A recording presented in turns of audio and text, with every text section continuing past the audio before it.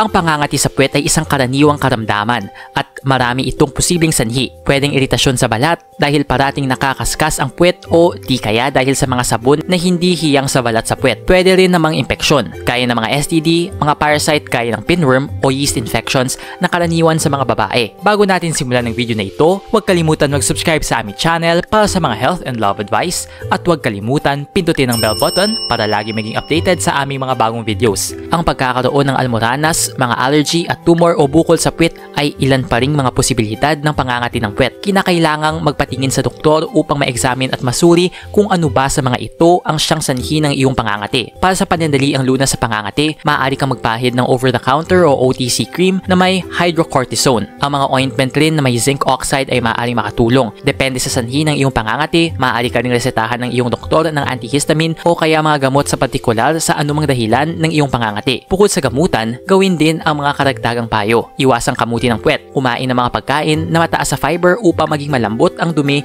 at hindi mairita ang balat sa puwitan. Subukang gumamit ng sabon na pang-baby o hypoallergenic o mild soap at iwasan ang mga tissue o napkin na magaspang. Nag-enjoy ka ba sa video ito? Please hit the like button and subscribe sa aming channel para sa iba pang video tulad nito. Salamat sa panonood!